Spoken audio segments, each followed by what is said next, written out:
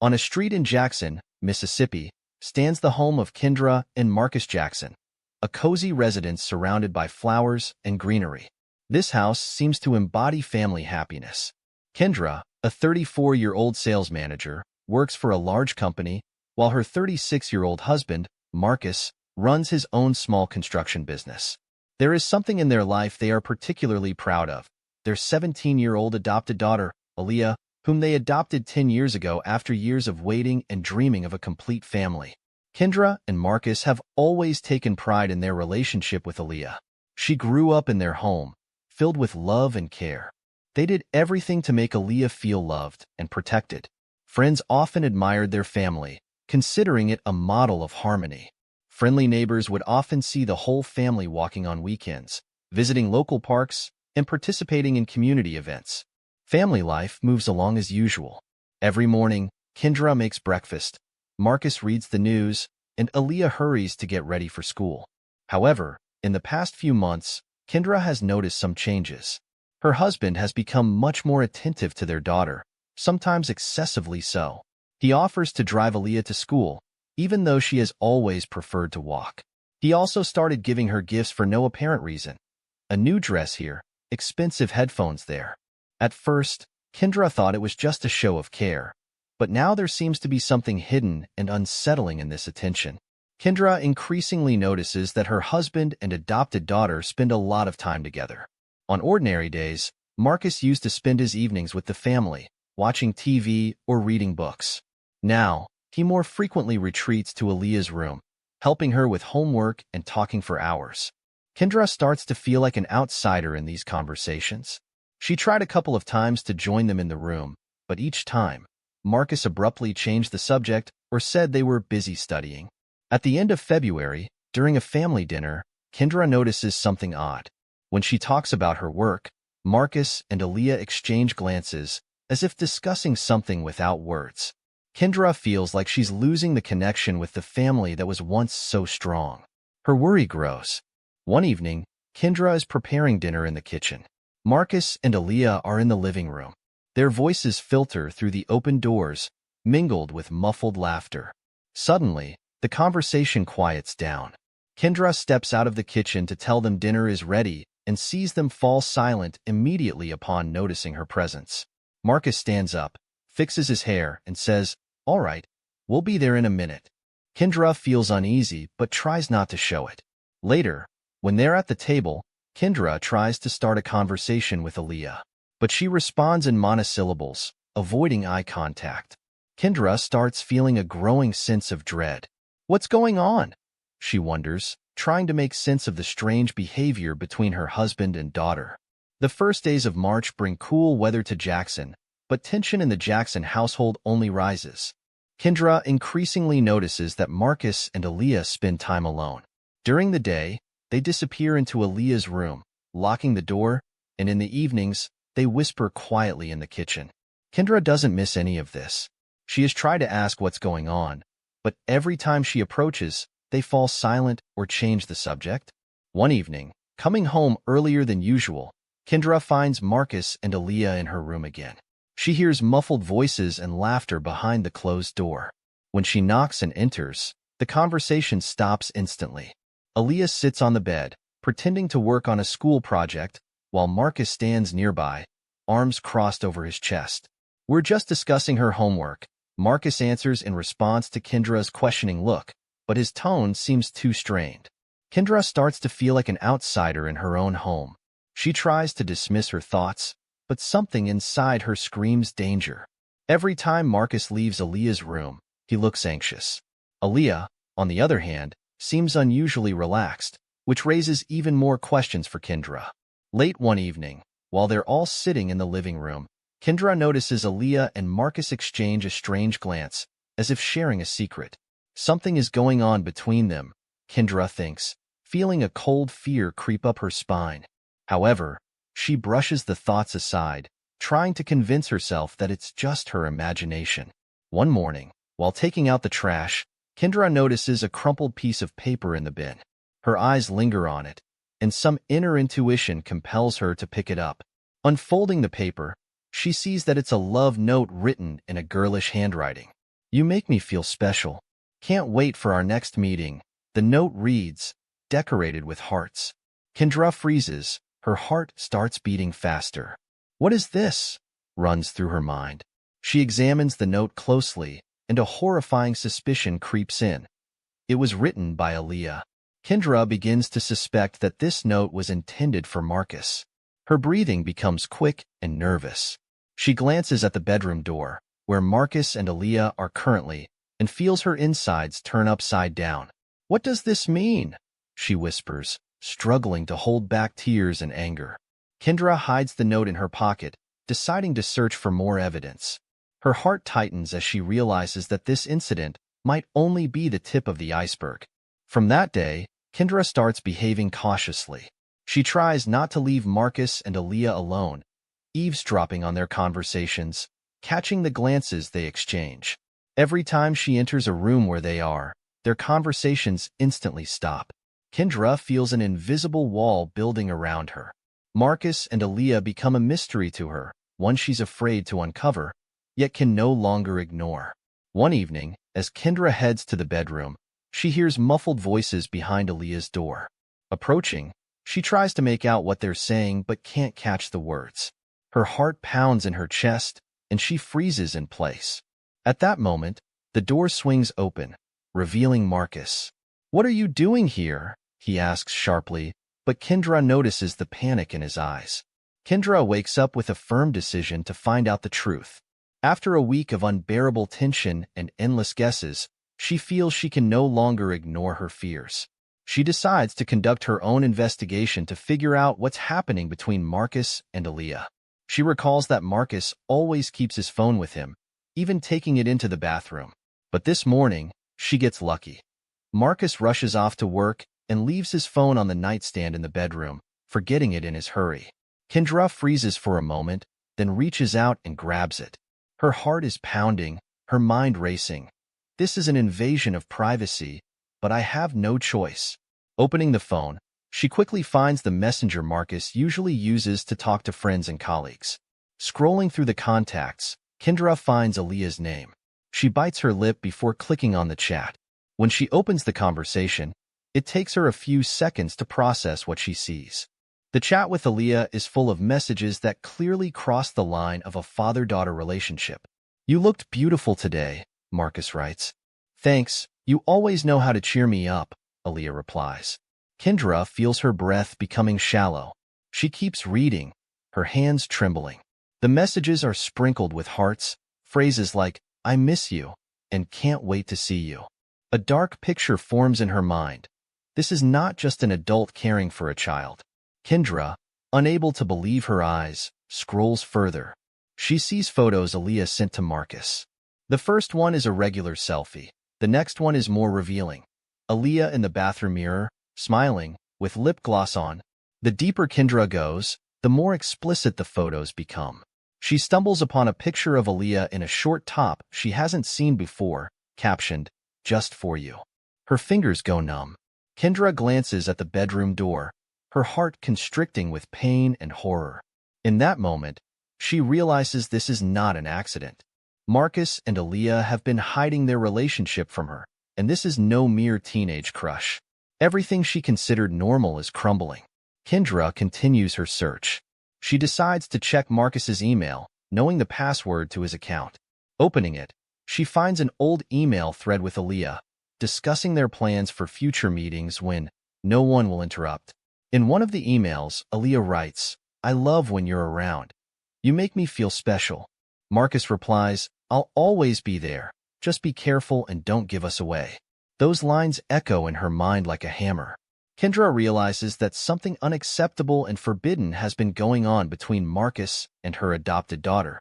All this time, she thought her family was perfect, but now she sees that her trust was betrayed in the worst way. Kendra throws the phone onto the bed and covers her face with her hands. Her mind is flooded with thoughts and questions. How long has this been going on? Why didn't I notice? What should I do now? She feels a wave of anger and despair rising inside her. Kendra knows she can no longer stay silent, can't just forget this as if nothing happened. She decides she needs more evidence to understand the full depth of the situation. Her internal world begins to shatter. Kendra realizes she is facing a betrayal that can't be forgiven or explained. That evening remains etched in Kendra's memory in every detail. Her nerves are on edge, her head buzzing with thoughts, her heart heavy with pain and anger. She spent the whole day gathering the strength for a conversation that will change her life forever. Marcus and Aaliyah are in the living room, having an innocent chat, when Kendra walks out of the bedroom with an external hard drive in hand, containing all the evidence she found. Her face is a mask of calmness, but inside, a storm is raging. "We need to talk," Kendra says, sitting down across from them. Marcus and Aaliyah freeze, sensing the seriousness in her tone. "What's wrong?" Marcus asks, trying to remain calm, but his eyes betray a growing worry. Kendra opens the laptop, connects the hard drive, and turns the screen toward Marcus and Aaliyah. The screen displays the messages, photos, and conversations she found on his phone and email. Kendra doesn't say a word, her gaze fixed on them, watching their reaction. Aaliyah turns pale, panic flickering in her eyes. Marcus tries to keep his composure, but Kendra notices how his hands start to tremble. "What is this?" Kendra asks quietly but with force, pointing at the screen. "How long has this been going on?"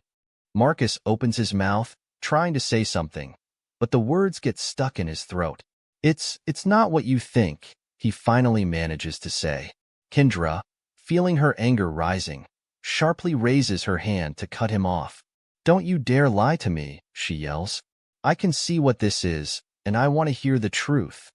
Marcus glances at Aaliyah, as if seeking support from her. Aaliyah sits there, frozen, her head down, avoiding Kendra's gaze. "Tell her," Kendra demands, staring at Marcus. "Tell me everything right now, or I'm going to the police." Under the pressure, Marcus finally breaks.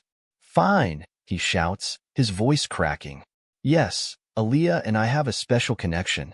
It's hard to explain, but there's something more between us than you think. It wasn't just words or foolishness." His voice grows louder, his eyes more desperate. "I love her." "A special connection?" Kendra looks at him, disbelief written on her face.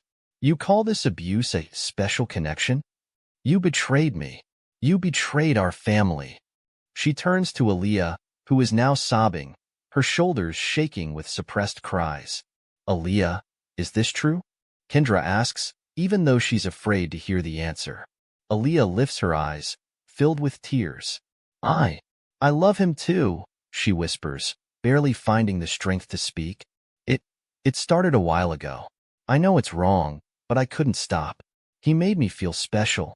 Kendra hears the words, but they sound distant, as if coming from far away. Her mind refuses to accept what's happening. "He made you think that way," she says coldly. "He took advantage of your feelings, your naivety. This isn't love. It's manipulation." Marcus tries to approach Kendra to calm her down, but she steps back. "Don't come near me," she warns, her eyes blazing with fury. "You committed a horrible crime, and you want me to just forget about it?" Kendra feels something inside her break, as if the world around her is starting to crumble. "You shattered my life," she whispers, barely holding back her tears. Marcus tries to justify himself again. "Kendra, I know this all looks wrong, but you have to understand. Our feelings are real," his voice trembles. But these words only add fuel to the fire. Kendra flares up. "Real? Your feelings for the child we adopted, and you call them real? You're a monster." Aaliyah sobs, burying her face in her hands. Marcus looks at Kendra in despair, knowing that his attempts to defend himself are in vain. Kendra feels rage boiling inside her, but at the same time, her heart is breaking. She realizes that their family, their happiness, it was all an illusion, destroyed by betrayal and a sordid truth. "You both ruined my life," Kendra says, standing in front of them, "and I won't let you escape the consequences." Kendra wakes up to the sound of rain outside the window. It has been 2 weeks since that evening when she learned the whole truth. This entire period has felt like living in a fog. Every day is like a torturous ritual. Wake up, make breakfast, look at Marcus and Aaliyah sitting at the table, and pretend that everything is normal. But inside, everything is boiling. Anger, fear, disgust, helplessness. She doesn't know how to find a way out of this nightmare. The mornings have become a torment. Kendra watches her husband, who tries his best to avoid her gaze. Aaliyah remains silent, barely lifting her eyes from her plate. It looks like an ordinary breakfast, but the silence is suffocating, creating an atmosphere that makes her want to scream. Kendra feels like she can't live like this any longer, but she doesn't know what to do. Only one question spins in her mind: what's next? Kendra spends more and more time alone, locking herself in the bedroom or taking walks in the park. Her thoughts are trapped, bouncing between two extremes. She knows she has to do something, but doesn't know how to proceed. Go to the police? Then Marcus would face charges, and Aaliyah might be taken away from home. She would be left alone, but now in a prison of disappointment and guilt. Or should she leave things as they are, hoping that Marcus and Aaliyah will keep their promise? But can she live knowing that her family is just an illusion? One day, Marcus decides to talk. "Kendra, please, let's talk," he says quietly when she stands by the window, watching the pouring rain. Kendra turns around, and in her eyes, Marcus sees pain and anger. "What do you want to say?" she asks coldly, crossing her arms over her chest. Marcus steps closer but stops when he sees how tense she is. "I know I made a mistake. I understand we did something terrible, but it was just a mistake." His voice shakes. "We can fix this if you give us a chance. It won't happen again, I promise." He takes a step toward her, reaching out to touch her shoulder, but she steps back sharply. "You really think this can just be forgotten?" Kendra hisses, her eyes piercing him. "You betrayed me, betrayed our family. You hurt Aaliyah, and now you're asking me to stay silent about it?" Aaliyah enters the room, hearing the voices. She looks at Kendra, fear and pain in her eyes. "Kendra, please," she pleads, her voice breaking. I don't know how this happened, but I don't want everything to fall apart because of this. We can try to start over. Just give us a chance." Kendra sees the tears on her face and feels her heart shattering. She looks away, clenching her fists. "You think I can just forget? That I can go on living as if nothing happened?" Her voice trembles with tension. "You are my daughter, Aaliyah, and he was supposed to be your father, not this." Kendra can't find the words to describe her anger and disappointment. The evening turns into a new ordeal. Kendra sits in the bedroom, her head in her hands. Her thoughts are like shards of broken glass. She thinks about what she has to do: pack her things and leave, destroying everything she's built for so many years, or fight to preserve the family. But what kind of family, she thinks? It's deception, lies, betrayal. She remembers all her happy moments with Marcus, the smiles of Aaliyah in her childhood. They all collapse in an instant, turning into an illusion she lived in for so long. Kendra realizes that her life will never be the same again. But how to go on? Marcus and Aaliyah come to her again. They try to convince her not to break up their family. "Please, Kendra," Marcus says, his voice full of despair. "We can change everything. We can start fresh." Aaliyah nods, her eyes full of tears. "We promise this will never happen again." Kendra looks at them, feeling her heart break. "You think I can forget this?" she whispers. "That I can live with this as if nothing happened? You're asking me to stay silent to save yourselves. But who will save me?" Kendra sits in the kitchen, looking at the clock, preparing for what's about to happen. She decides that today everything must come to an end. Everything that has built up over the past months, all the grievances and betrayals, must come out. She calls Marcus and Aaliyah for a family talk. "Sit down," she says as they enter the room and take their places at the table. Marcus is cautious, his gaze tense. Aaliyah lowers her eyes, trying to avoid Kendra's gaze. Kendra takes a deep breath and looks at them, feeling her heart beat faster. She wants to talk, to hear what they plan to do next. "I want to know how you envision the future," she says coldly, looking at both of them. Her voice is calm, but inside, a storm is raging. Marcus hesitates before answering. "Kendra, we know we made a mistake," he begins cautiously. "But we can find a way to deal with this. We can start over, rebuild trust." His words sound lifeless and unconvincing, as if he himself doesn't believe what he's saying. Kendra shakes her head, her lips pressed into a thin line. Rebuild trust? She repeats, her voice starting to tremble. Do you even understand what you're saying? You destroyed our family, turned everything we had into filth. She turns her gaze to Aaliyah, who shrinks under her intense look. I want to know what you think, Aaliyah, Kendra says, her voice bitter. Aaliyah tries to speak, but the words catch in her throat. I don't know, she replies quietly, her eyes filling with tears. I didn't want this to happen. I just lost control. Lost control? Kendra interrupts, her voice growing louder. You betrayed me, just like he did. I raised you, loved you, and you stabbed me in the back. Her voice breaks into a scream, and the room fills with tension, the air thickening. Kendra's words intensify the atmosphere. Marcus tries to stand, to approach her, but she pushes him away. Don't you dare touch me, she screams. You think you can just apologize and everything will be fine? No, it's impossible. She feels her anger reach its peak. Aaliyah begins to sob, but it doesn't calm Kendra. She looks at Marcus and sees in him the source of all the evil that invaded her life. You used her, took advantage of her feelings, she accuses, her voice resonating in the room like thunder. Kendra can't take it anymore. She abruptly stands up from the table and rushes to the kitchen. Marcus shouts after her, trying to stop her, but she's already in the kitchen, opening a drawer and grabbing a knife. Everything in her head blends into a single noise. If you think I'll let you get away with this, she begins, returning to the living room, holding the knife in front of her. Marcus recoils in horror, and Aaliyah covers her mouth with her hands, shocked. Kendra, please, calm down, Marcus yells, but she no longer hears him. You destroyed everything we had, she screams, holding the knife so that light reflects off the blade. Marcus takes a step forward, trying to knock the knife out of her hand. Kendra, put the knife down. This isn't the way, he shouts. But she has already lost control of her actions. Their struggle begins suddenly, chaotically. Marcus grabs her hand, trying to disarm her, but Kendra fights back furiously. Aaliyah screams, begging them to stop, but they don't hear her. In the chaos, Kendra breaks free from Marcus's grip, her movements sharp and erratic. At that moment, the knife accidentally swings toward Marcus, piercing his side. It all happens in an instant, and a stunned silence falls. Marcus freezes, his eyes wide with shock.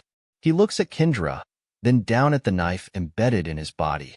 No, Kendra whispers, dropping the knife from her hand. Marcus begins to slowly collapse to the floor, clutching his wound, blood pouring out. Aaliyah screams and rushes to him, but Kendra can no longer move. She stands frozen, her hands covered in blood, her eyes filled with horror. What have I done? She whispers, feeling the world around her lose its meaning. Marcus lies on the floor, his breathing becoming more and more labored. Aaliyah presses her hands against his wound, trying to stop the bleeding, but it's useless. The room fills with the sounds of crying and screaming as Marcus's life slowly fades away. Marcus lies on the floor, his face growing pale, his eyes unfocused. He struggles to breathe, the air barely making its way into his lungs. Blood quickly spreads across the floor, forming a pool beneath him.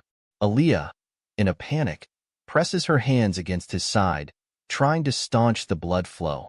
Please, hold on, she cries, her voice full of despair. She can't believe what has just happened. Kendra stands off to the side, her hands still gripping the knife. She looks at the red stains on the blade, and a dull ringing starts in her head. Suddenly, she releases the knife, and it falls to the floor with a thud. What have I done? She whispers, feeling her legs give way beneath her. Her body begins to tremble, and a wave of nausea rises in her stomach. She glances at Aaliyah and Marcus, then takes a step back, pressing her hands to her face. Aaliyah screams, calling for help. She realizes how critical the situation has become. Her face and clothes are stained with blood. Please, someone, help, she yells, her voice filled with horror and panic. She looks over at Kendra, hoping for support, but Kendra stands motionless, as if paralyzed by what's happening. The room fills with noises.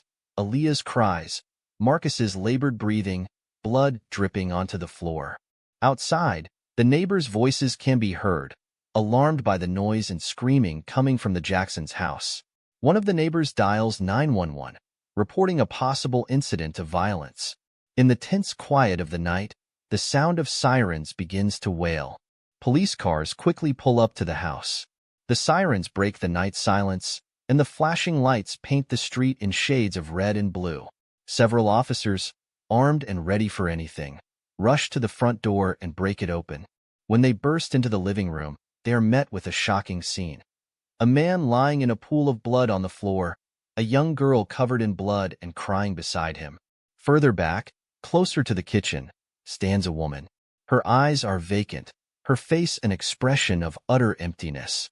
The officers notice the blood on the woman's hands, her lips moving but making no sound. "Get down on the floor," the officers shout, and Aaliyah immediately drops to her knees, still sobbing. Kendra, however, remains motionless, her gaze fixed on nothing. One of the officers cautiously approaches her, ordering her to lie down. She doesn't resist, sinking to her knees and then lying face down, feeling the cold floor beneath her. Her arms lay limply in front of her. While the officers administer first aid to Marcus, it becomes clear that his wound is fatal. "We need an ambulance, fast," one of them yells into his radio, calling for medical support. However, looking at the wound and the amount of blood lost, they realize there is little hope. Marcus's breathing grows faint, his eyes begin to close, and within minutes, he stops responding to any stimuli. Neighbors step out of their homes, their faces a mix of fear and curiosity. They watch as the police carry out the bloodied body and place a young woman into a car. Aaliyah sobs, her face wet with tears and smeared with blood. "It was an accident," she screams, but her words are drowned out by the sirens and police chatter. Kendra is brought out later. Her hands are cuffed, her face a mask of numbness. She walks slowly toward the patrol car, seemingly unaware of the ground beneath her feet. Her mind is blank, and everything before her is a blur. She sits in the car, and the door closes behind her. For a moment, she lifts her head, seeing the crowd of neighbors, the police, the flashing lights. At that moment, the horror of what has happened starts to sink in. The sun shines brightly over the city of Jackson, Mississippi, but for Kendra, the darkest days of her life have begun. A month has passed since that fateful evening, and everything has changed. Kendra is in the Hinds County Jail, awaiting trial. She was arrested on the night of the murder, and after a brief interrogation, the police charged her with first-degree murder. Since then, she has spent her days and nights in a cell, barely speaking to anyone around her. The scandal erupted the day after her arrest, when local news broke the details of the incident.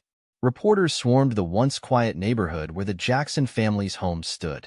Newspaper pages filled with headlines about a family drama turned tragedy. During the investigation, the secret relationship between Marcus and Aaliyah was uncovered, and it became the subject of public debate. The news of the tragedy sparked a wave of condemnation, sympathy, and confusion among the residents of Jackson. In a small interrogation room at the jail, Kendra sits across from her attorney, trying to focus on the floor. "You need to testify," the lawyer insists, looking through documents. "The trial will be brutal. If we don't build a defense, they'll convict you of premeditated murder." Kendra slowly lifts her head, her eyes empty. "They've already made their judgment," she replies quietly. "They don't care why it happened. They only see that I killed my husband." Her voice is calm, but inside, a storm rages. She has been charged, and she knows this is just the beginning of a long and painful road. Aaliyah, who stayed with one of her aunts after the tragedy, lives in constant turmoil. The loss and horror of that night haunt her. She spent several weeks in psychological rehabilitation, trying to cope with the shock and guilt. During the initial interrogations, she told the police everything she knew, hoping to somehow ease her pain. At school, where she attempted to return, people give her sideways glances and whisper behind her back. Aaliyah barely leaves the house, trying to avoid people. She is completely confused. The life she once knew is shattered. Family friends, once so close, now turn away from her. The neighbors gossip, casting her in different roles in this story, from victim to culprit. Kendra is transferred to the central part of the jail. Her new cell is small, with concrete walls and a tiny window near the ceiling, through which only a sliver of the sky can be seen. She sits on the hard cot, staring at a fixed point. Her thoughts constantly return to the moment when everything went wrong. She replays in her mind how she rushed to the kitchen, grabbed the knife, hears Aaliyah's screams, and feels the cold metal in her hand. She can't erase these images from her mind. Dinner arrives on a standard tray, but Kendra barely touches it. She hears the sounds around her, the clinking of handcuffs, the guard's footsteps, the distant murmur of conversations. Her world is now compressed to the size of this cell, and she realizes that she will never return to her former life. In the evening, Kendra lies on her cot, staring at the ceiling. The light from the lamp behind the bars is dim, casting long shadows on the concrete walls. The echoes of Aaliyah's and Marcus's screams still ring in her ears, and she closes her eyes, hoping it will help her forget, if only for a moment. But forgetting is impossible. She knows her life now is a chain of events tied to that fateful night. She slowly sits up on the cot and looks out the window, where a small piece of the sky is visible. Inside, there is no more anger, only emptiness and the realization that she crossed a line from which there is no return. "I had no other choice," she whispers to herself, knowing these words will bring no comfort. In the distance, the sound of a door slamming echoes, and Kendra understands that her life now belongs to this place.